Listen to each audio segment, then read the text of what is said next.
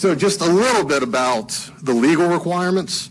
Virginia is very unique. We're one of the leaders in the country in property assessments because it's written into our Constitution that we assess property at 100% fair market value. We are required to only have 15 days worth of hearings. We're going to have at least 30, but the truth is we don't turn anybody away. So even when our deadline passes, if somebody calls and wants to talk to us, we're still going to sit down and talk to them about their assessment. Our reassessment is effective January 1st. So all the work we do is to determine what a piece of property is worth on that day. Now, we're in February, the market's already moved. So we'll get a lot of folks that will come in and say, my neighbor's house just sold for this, but you have ours assessed at this. Ours is looking back at what the market was doing on that one particular day. Virginia is also a truth in taxation state. What that means is there is a code section called the effective tax rate. So whenever you have a reassessment, there's a formula in place that will lower the tax rate to offset the increased values due to a reassessment. Not the increased value due to new construction, but the increased values due to a reassessment. It works like a scale. So when the values go up, that rate comes down. The effective rate for 2020 is 98 cents. And Stafford County operates on a 2-year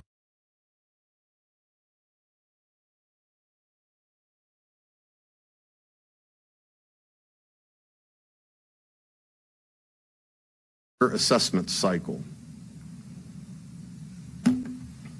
So there are consequences to not assessing property accurately in Virginia.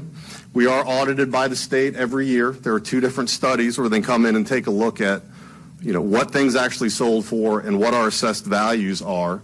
And if we fell under 70% of market value, then the state can withhold certain funding sources from us.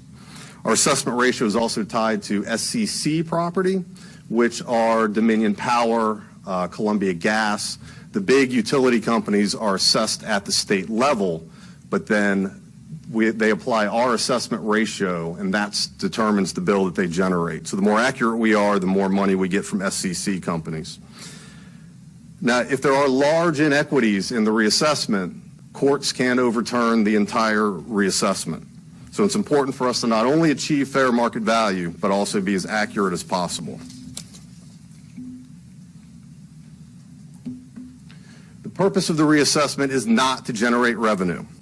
As I mentioned before, revenue is generated by you all through the tax rate. The purpose of the reassessment is to ensure that property values are fairly and equitably distributed.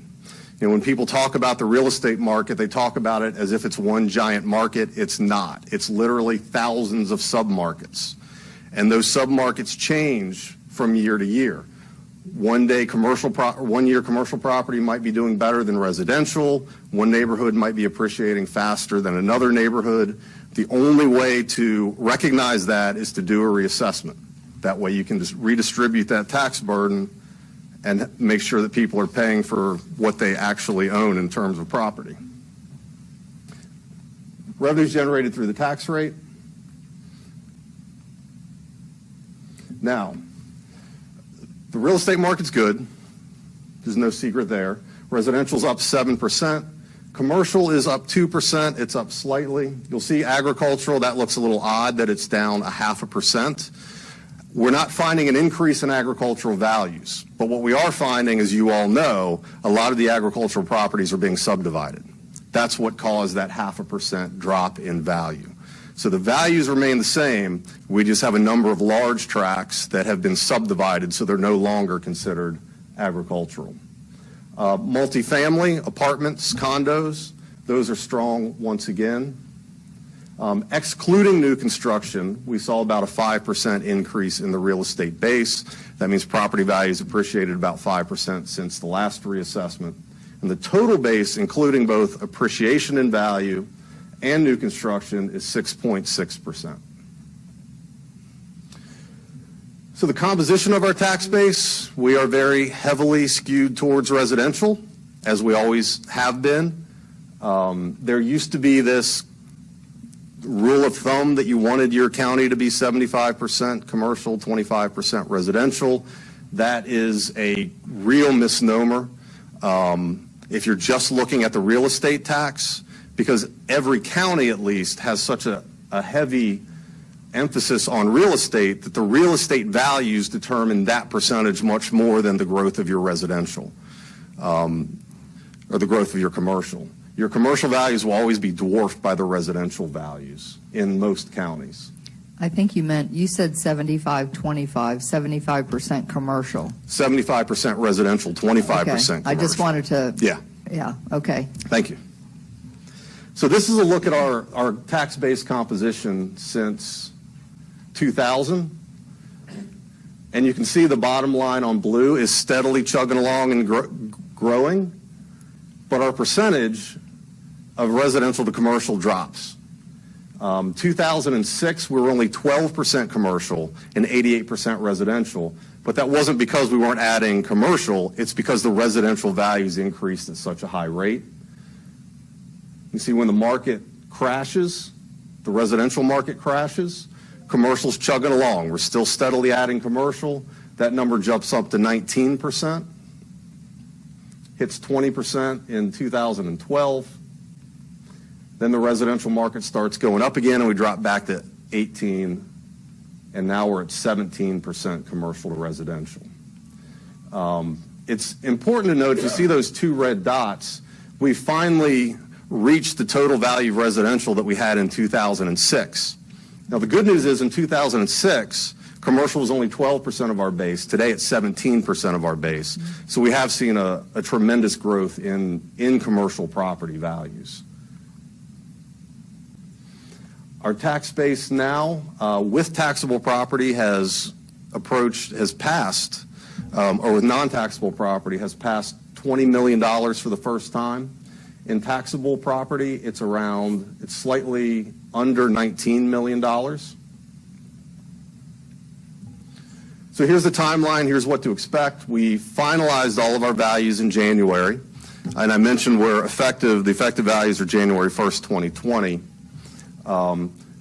We don't send out notices until February. We review every sale that occurred in calendar year 2019 because we want to be able to capture any last-minute trends. So we'll finalize those values in January after we read those deeds. We just sent out reassessment notices. We're going to have hearings all through March. And then in April, you all will sit down and set the tax rate. Once you set the tax rate, I then hand the bill file to the treasurer. She takes that file, prints tax bills. She likes to have them mailed by May 5th. Please keep that in mind when you're debating on the tax rate. It takes about 2 weeks to prepare the bill file and print them. Our citizens are used to having 30 days to pay those bills, and you'd be shocked how many of them, they must have it set on their Outlook calendar. Because if it's 28 days, a lot of them will start calling us and wanting to know where their bills are. And since we bill twice a year, bills are due on June the 5th. So this is just a quick look at our 2-year timeline. So we spend about 14 months data collecting. So as soon as we finish up these hearings, we'll be working on the 2022 cycle. We're going to be out in the field cleaning up our data. A lot of what we do is statistical analysis. We're mass appraisers, which is slightly different than a bank appraiser, like if you bought a house. That bank appraiser is only valuing that one piece of property, and they don't have to be concerned about things like equity.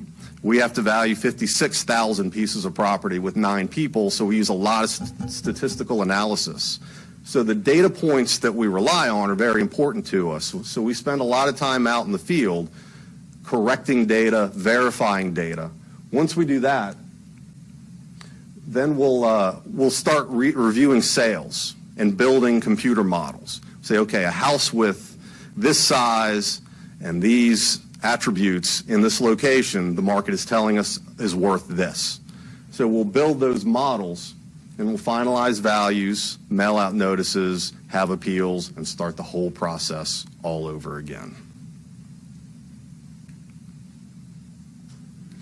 As I said, don't feel like you have to defend anything that we do. This is my contact information. Please feel free to reach out to me or the assessment office directly. We're happy to hear any appeals, or most folks just want to understand how we do what we do, so we spend a lot of time educating folks during these appeals processes. We usually plan for about 1% of our total base in appeals, which would be about 560 people. Realistically, we'll probably get 0.5%, which is still about 250 or 60 people. So we have a lot of folks making their way through the office in this next month and a half. So I'd be happy to answer any questions that you all have. Thank you, Scott. Any questions for Mr. Mayausky? Okay, Oh, great. Thank thanks. you very much. Okay, are there any additions and deletions to the agenda?